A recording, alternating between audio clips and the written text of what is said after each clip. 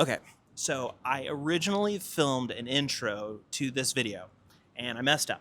So I'm gonna do it right now in the middle of my other video that we're filming because I want to give you this idea really quickly about a video that I did a few months ago. But the bigger thing and the more important thing is that I can now take this microphone off and have directional audio because we have a shotgun microphone, which is wireless. What happened was I showed about 300,000 people how I DIY my audio sometimes. And with that, I got absolutely flamed in the comments because I used the Sennheiser MKE600, which in itself has an internal battery for power, which essentially means that this setup would work with this microphone, but wouldn't work with other microphones if phantom power was needed. But this week I have a fix for that, even if that was you who has that particular problem. But for everyone else, it's basically a way to take a DIY setup and make it a little more professional and a little more stable if that's what you're looking for. But let's talk mics really quick. I'm gonna cut back to some old footage really quick. And with this section, I want to switch around to a couple of different microphones to really give you an idea of what I'm talking about. In the original clip, I used the DJI Mic 2 as an omnidirectional lav mic to do what I was trying to do and give you something that was omnidirectional, but then switch it into something that was more directional and using a different kind of microphone. In this, I'm using the Interview Pro by Rode. And essentially, it might be different because it's a docu-style handheld microphone. It looks a little more professional, but realistically, it's an omnidirectional wireless mic that also records 32-bit float. So in itself, it's pretty cool. And with it, I have it going into the Rodecaster Duo to give us the audio straight into the computer. But for all intents and purposes, it's kind of the same thing as what I showed you in the original video. The only difference is I have no way to connect this into something else. But it is omnidirectional, meaning that no matter how I move this, if you're listening with headphones, you probably aren't hearing that much of a difference. Comparatively, when we switch to the Sennheiser MD46 here, you'll hear some of that because the pickup pattern is very different. And that's kind of the point here, is that you want something that's directional when you want it, and maybe you don't when you don't. But in this case, I want to switch over to the MD46 right here and show you kind of the difference there.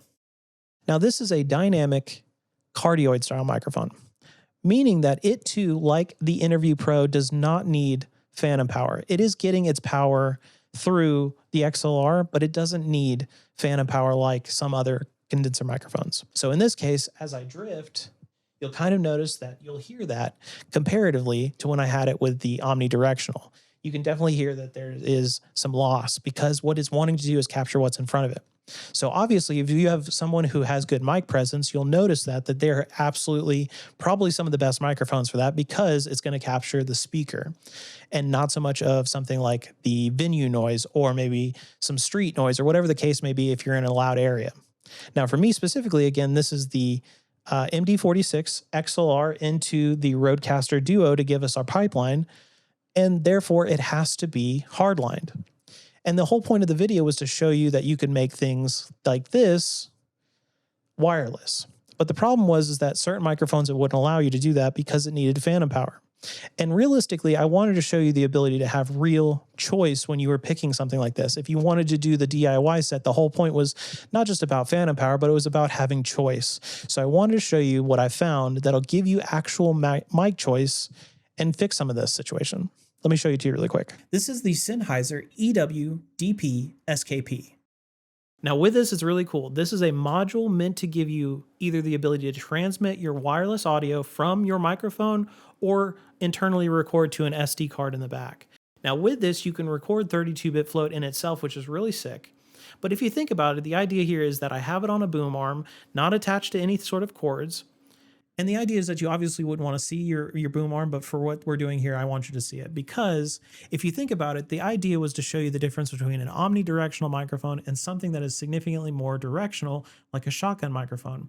You're getting really two different forms of audio. One where you're probably hearing a lot more sound and reverberation because it's meant to collect all of the sound around it, versus something like this where just mic placement is going to matter because realistically, it is only picking up from a certain point. And in that, I think it is really cool that you can have that choice, that you can put something on an XLR microphone to give it the ability to transmit if you want it, or internally record, and you don't have to worry about necessarily having a specific microphone, whether that needs a microphone that needs some sort of phantom power, or if you want to use something that is more directional versus something that's omnidirectional. I think it's really cool, and I think it is simply just, it's another tool in the toolbox. So I wanted to show that to you and hopefully get the actual point across to that video. And I'm going to go back to the MD46 to give you the last little piece of this, to give you some drawbacks. I have three. One is obviously cost. In that, this module itself costing $280, it is similar to cost of the DJI Mic set, but realistically is a bit more. I didn't want to go overboard and give you something that's unrealistic at $1,000 or more, because then at that point there's not much of a comparison. But for most people here on YouTube, it's probably not for many creators, in the fact of it's not for somebody who has a new channel. It's not for your dad who makes cooking videos and clips the DJI Mic clip thing to their hat. It's not for them. What it is for someone who is looking to better the audio, has some tools already, and really wants to make something wireless. And in that, I think it does a great job, but you have to remember there is some cost here. The second thing that I think of is form factor, in the fact that in this case, I'm using a very skinny shotgun microphone meant to be kind of discreet. And when you have something like this big brick at the end, it's kind of lesser so. And also with the fact that it has having two AA's, there is also going to be some weight. So in this case, with the boom arm, I probably don't feel that at all in this case. Even if I'm holding the boom, there's probably not that much weight. But in the case of putting it on top of your camera and trying to handhold something like the C80, I might notice that. So form factor and weight really do kind of play into my opinion here. I wish they would have done something a little bit differently, but it's not terrible. The third thing that I have for you that I really think is most interesting is the fact that, yes, it does record, of course, 32-bit float, which is sick, but you have to also remember that it has no screen or any way to really change or see anything. And that's really the problem. In this case, I only have the module. I don't have the receiver because, again, you're going to add more to your package and more to your cost.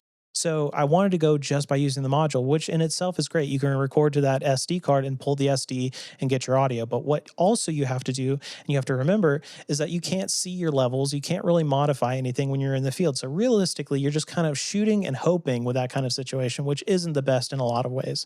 So if you're somebody who wants that and you want to pipe it directly into your camera, or if you want to see your levels or adjust anything, you're going to need the receiver too. And that's probably the biggest thing. I wish that there was a better way to do that, and I wish it had its own screen, or if the app actually did something other than just turning the recordings on, that kind of thing. I think there's a better way to implement, but those are the three things that I personally had. If this interests you, hopefully you will check it out in the description down below. On the other side, maybe you're a DIY guy till you die, and I respect that, because honestly, it's not the most affordable option out there to do what you might already be doing. But if it does resonate with you and you are interested in it, check it out, because realistically, it is a really awesome way to up that game if you're trying to do that.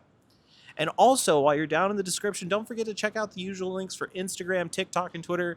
All the usual social links are there as per usual. And lastly, I just want to say thank you for checking this one out. If you have stuck around to this point, make sure you subscribe, hit the like, do all the things. I super appreciate it.